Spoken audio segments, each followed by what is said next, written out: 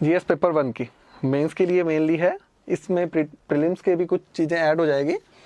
तो सबसे पहले आर्ट एंड कल्चर का, तो बहुत से लोगों का होता है कि इसमें क्या पढ़ें क्या नहीं पढ़ें। तो सबसे इम्पोर्टेंट जो किताब है, जो पहले पहले इंग्लिश में थे लेकिन अभी थोड़े टाइम पहले ये हिंदी में भी आ चुकी है, an introduction to fine arts class 11th की एनसीईआरटी है। इसको बाइबल बोल सकते हैं आर्ट एंड कल्चर का, क्योंकि एनसीईआरटी को वैसे भी बाइबल बोलते हैं, लेकिन ये किताब बहुत ही अच्छी है। इसको मैंने खुद ने पढ़ा है, बहुत ही अच्छी है। इसको पढ़ने के बाद में मेरे नोट्स इसी पे बेस्ड हैं। मेरे नोट्स हालांकि इंग्लिश वर्जन पे बेस्ड थे, लेकिन अब हिंदी में आ गई है तो बहुत कम एफर्ट लगाने पड़ेंगे। इसको पढ़ने के बाद 3 रीडिंग के बाद में हमें नोट्स बनाने हैं इसके। और मेनली जो स्थापत्य कला है वो बहुत अच्छे से डिस्क्राइब की है। स्थापत्य कला, मूर्ति कला, ये सब बहुत अच्छे से इसमें डिस्क्राइब किया हुआ है। तो हमें इसको पढ़ के 2-3 बार उसके अच्छे से नोट्स बनाने हैं। सेकंड है मॉडर्न इंडिया। मॉडर्न, इसके अलावा कुछ अगर आपको टॉपिक चाहिए तो नितिन सिंघानिया की बुक है,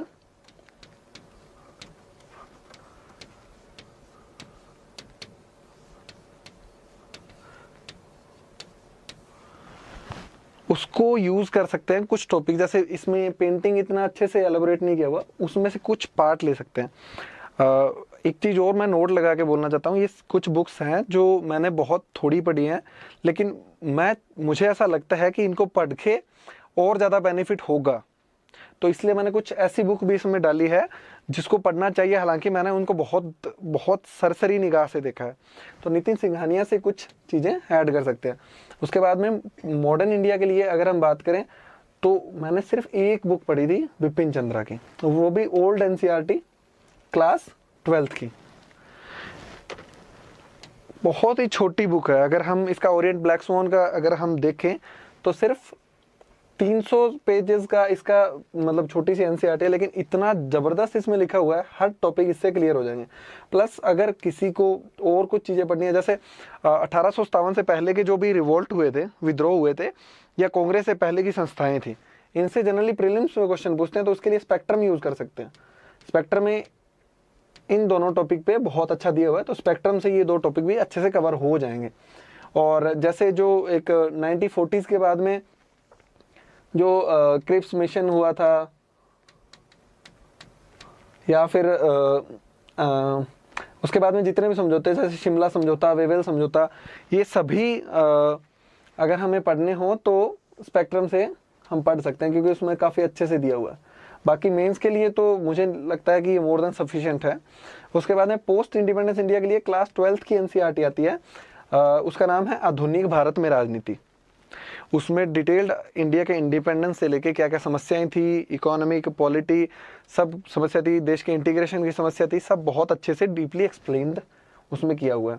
तो वो छोटी सी बुक है एनसीईआरटी, उसको बार बार पढ़ना है, ये पोस्ट इंडिपेंडेंस इंडिया का भी पोर्शन कवर हो जाएगा।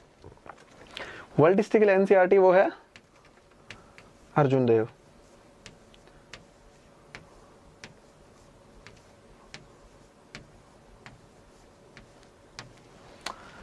ओल्ड एनसीईआरटी है, कुछ इधर उधर से जो मटेरियल होता है उससे, और कुछ नोट्स ऑनलाइन से, ये सब करके मैंने वर्ल्ड हिस्ट्री के छोटे से नोट्स तैयार किए थे। लेकिन ये अर्जुन देव जो है, ये रेनेसा से लेके मतलब पूरा का पूरा डिटेल्ड एनालिसिस बताती है। अमेरिकन रेवोल्यूशन, फ्रेंच रेवोल्यूशन, पूरा जो सिलेबस में है डिटेल्ड उसको ये कर देती है। और बहुत थोड़ा सा लिखा हुआ, जैसे वर्ल्ड हिस्ट्री में क्वेश्चन भी आते हैं तो बहुत 150 मार्क्स का आएगा, और बहुत ज़्यादा डीपली नहीं पूछते, वो जनरल क्वेश्चन पूछते हैं। तो उसके लिए बेस्ट एनसीईआरटी है। इसको पढ़ने के बाद में मुझे नहीं लगता वर्ल्ड हिस्ट्री को पढ़ने की नीड है। वैसे भी जैसे पिछले साल तो एक भी क्वेश्चन नहीं आया, इस बार एक आधा क्वेश्चन आया था, पर वो बहुत सिंपल था, अमेरिकन एंड फ्रेंच का थोड़ा सा पूछा हुआ था। तो अर्जुन देव मतलब मोर देन इनफ है। उसके बाद में ज्योग्राफी पे बात करें तो ज्योग्राफी में जो न्यू एनसीईआरटी है 6th to 12th more than enough है।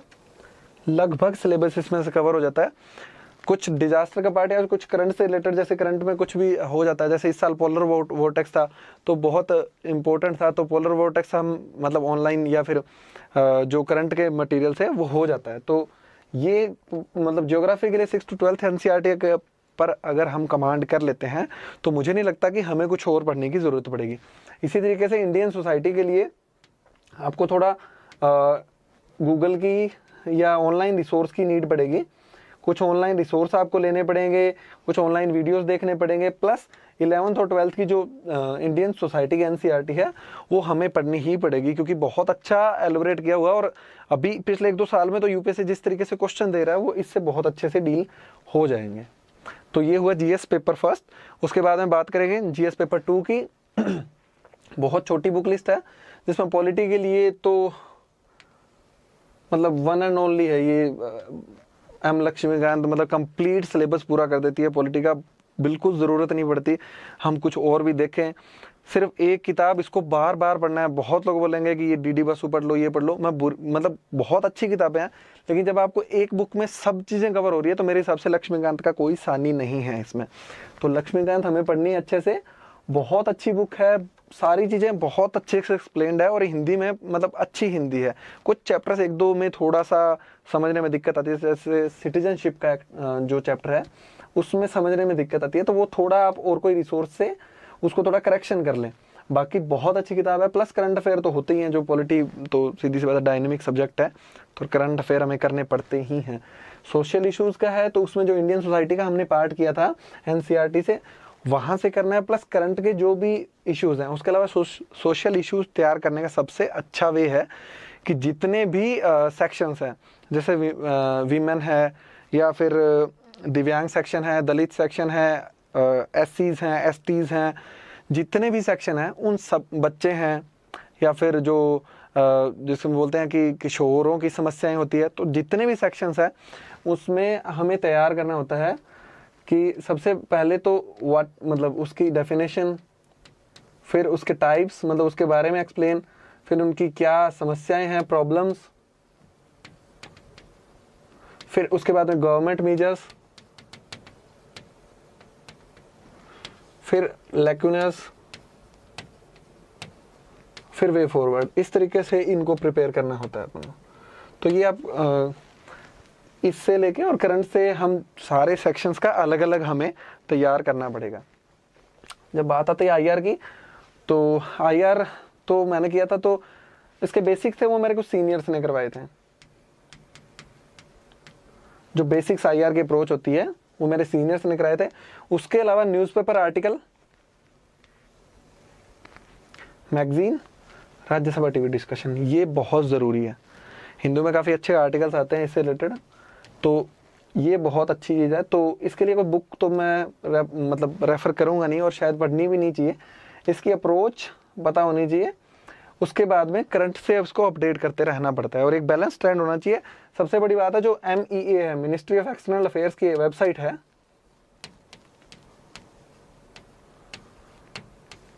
इसकी वेबसाइट पे जाके जो गवर्नमेंट ऑफ इंडिया का स्टैंड है, हर क्वेश्चन में आपको वही स्टैंड लेना है। अगर थोड़ा सा डिफर करते हो तो उसके पीछे प्रॉपर जस्टिफिकेशन होना चाहिए, वरना गवर्नमेंट ऑफ इंडिया के स्टैंड पे ही रहना है आपको। उसके अलावा अलग से स्टैंड नहीं देना कि हम तो नहीं, ये तो नहीं करेंगे, सरकार कर रही है, सरकार गलत है, इस तरीके का स्टैंड नहीं लेना है, क्योंकि देश की सॉवरेनिटी और सिक्योरिटी से रिलेटेड मुद्दे पर सरकार के हमेशा फेवर में रहना चाहिए। तो ये हुआ जीएस पेपर 2। अब हम बात करेंगे जीएस पेपर 3 की। जीएस पेपर 3 में इकोनॉमिक्स के लिए तो वन एंड ओनली मुरनाल सर के लेक्चर्स मैंने किए थे। मतलब एक तरीके से कंप्लीट पैकेज है, कुछ भी करने की ज़रूरत नहीं होती, सिर्फ करंट अफेयर्स को छोड़ के। खैर वो तो कभी ख़त्म होते ही नहीं है, वो तो हमें हमेशा पढ़ते रहने पड़ते हैं। तो मुरनाल सर की जो अप्रोच है, मतलब इतना उनका सेंस ऑफ ह्यूमर, उनका पढ़ाने का स्टाइल मतलब अमेजिंग, बहुत अच्छा है। तो इनके किए थे, प्लस करंट अफेयर से तो हमें अपडेट रहना ही पड़ता है। उसके बाद बात आती है इन्वायरमेंट की। इन्वायरमेंट के लिए एक एनसीईआरटी बायोलॉजी की आती है, इसके कुछ चैप्टर्स हैं जिसमें इन्वायरमेंट के बेसिक्स हमें बताते हैं कि जैसे कौन से घटक होते हैं, जैविक अजैविक घटक, पोल्यूशन, क्लाइमेट चेंज, ये सब। प्लस करंट अफेयर्स है ना, वो बहुत ज़रूरी है, क्योंकि करंट अफेयर्स में जैसे जितनी भी जलवायु परिवर्तन से संबंधित जो भी वार्ताएं होती है, समिट होती है, सम्मेलन होते हैं, COP20, COP21, Paris climate agreement, जितने भी हैं उन सबको हमें करंट अफेयर से करके और उनके अच्छे नोट्स बनाने हैं। प्लस इन्वायरमेंट एक चीज़ बहुत तैयार करने की जरूरत है, जो ऑर्गेनाइजेशन है इन्वायरमेंट से रिलेटेड, प्लस एक्ट्स, प्लस ये ऑर्गेनाइजेशन इंडिया और मतलब बाहर दोनों के, और जितने भी एक्ट है इन्वायरमेंट से related, plus personality plus movement, इन सबको अच्छे से याद करना पड़ेगा क्योंकि इनमें से क्वेश्चन आते हैं इन्वायरमेंट में, हर साल आते हैं और आगे भी आएंगे। तो इन्वायरमेंट की ये अप्रोच है। साइंस एंड टेक्नोलॉजी के लिए मैंने कोई बुक नहीं पढ़ी थी। साइंस एंड टेक्नोलॉजी के लिए इंटरनेट का बहुत यूज़ किया था मैंने, गूगल का स्पेशली, हर चीज़ के पढ़ने के लिए। बेसिक चीज़ें जैसे नैनो टेक्नोलॉजी क्या होती है, ठीक है, मतलब समझ आ गया। अगर समझ नहीं आती तो फिर आपको कोई वीडियो वगैरह देखनी पड़ेगी यूट्यूब का। प्लस करंट मैगजीन और आर्टिकल्स, ये साइंस और टेक्नोलॉजी। जैसे हिंदू में शायद थर्सडे को आता है कोई आर्टिकल, तो उसका मैं हिंदी ट्रांसलेशन देखता था। ये आपको साइंस एंड टेक्नोलॉजी का करना पड़ेगा। कोई बुक मतलब ना ही पढ़ें तो ठीक रहे, क्योंकि बहुत आउटडेटेड बुक होती है, बहुत एक्स्ट्रा मतलब जानकारी उनमें होती है, इतनी एग्ज़ाम डिमांड नहीं करता। और इसमें पेपर थर्ड का एक पार्ट है इंटरनल सिक्योरिटी। इसमें भी सेम साइंस एंड टेक का अप्रोच था। इंटरनेट से कुछ चीज़ें की थी प्लस करंट अफेयर किए थे। इसके नोट्स बनाए थे मैंने खुद से, क्या क्या दिक्कतें हैं क्या नहीं है। साइंस एंड टेक्नोलॉजी और इंटरनल सिक्योरिटी का यही अप्रोच है। एक इसमें डिज़ास्टर मैनेजमेंट का भी आता है, तो वो ज्योग्राफी की एनसीईआरटी है, उससे कवर हो जाता है। बहुत ज़्यादा कुछ नहीं है डीएम में। मतलब हम लोग करंट में जितना भी पढ़ते हैं, कहीं बाढ़ आ रखी है तो क्या उसके लिए हमें मेजर्स लेने चाहिए, इसके 2-3 एक्ट हैं, पॉलिसी हैं, उनको ढंग से पढ़ लें तो मतलब ये कंप्लीट हो जाता है, और ज़्यादा कुछ करने की ज़रूरत तो पड़ती नहीं है। और फाइनली एथिक्स पेपर 4 जो बहुत ही ज़्यादा ज़रूरी है, और इसके लिए मतलब हिंदी मीडियम के लिए तो कम से कम इस पर बहुत ज़्यादा फोकस देने की ज़रूरत है। इसके लिए मैंने ऑफलाइन कोचिंग की थी, 7 डेज़ क्रैश कोर्स, उसके नोट्स पढ़े थे मैंने, प्लस ऑनलाइन वेबसाइट का यूज़ किया था हर टर्मिनोलॉजी के लिए। जैसे जितनी भी है, इंटीग्रिटी, कंपैशन, जो भी इसमें जितनी भी आती है, स्पिरिट ऑफ सर्विस, ये सारे, प्लस एटीट्यूड की डेफिनेशन है, एप्टीट्यूड की है, इमोशनल इंटेलिजेंस है, केस स्टडीज़ है, इन सब के लिए ऑनलाइन वेबसाइट का यूज़ किया था। और जो कोचिंग क्लास मैंने क्रैश कोर्स किया था उनके नोट से मैंने एथिक्स कंप्लीट किया। तो एथिक्स के लिए सबसे ज़रूरी है एग्जाम्पल्स।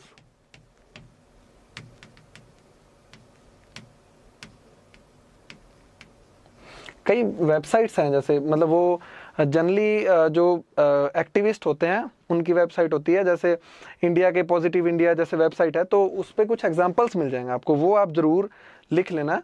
तो उसमें क्या होगा कि जो भी एक्टिविस्ट है जिन्होंने बहुत अच्छा काम किया इंडिया में, तो अगर आप उनका यूज़ करेंगे तो उसमें बहुत अच्छे अच्छे एग्जाम्पल है। किसी इन्वायरमेंटलिस्ट है, कोई बच्चों के लिए काम करता है, कोई एनजीओ है जो बूढ़ों के लिए काम करता है, तो इन सब के लिए आपको एग्जाम्पल्स बहुत अच्छे मिल जाएंगे। और एथिक्स का ये है कि जितने अच्छे और इनोवेटिव एग्जाम्पल्स आपके होते हैं उतना ही आपको मार्क्स मिलते हैं, उतना ही आपका पेपर अच्छा होता है।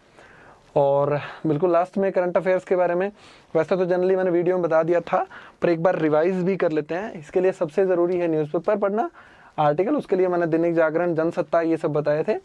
एक मंथली मैगजीन होनी चाहिए करंट की, जो आपको रिवीजन करने में मदद करेगी, आपके नोट्स में कुछ ऐड करने में मदद करेगी।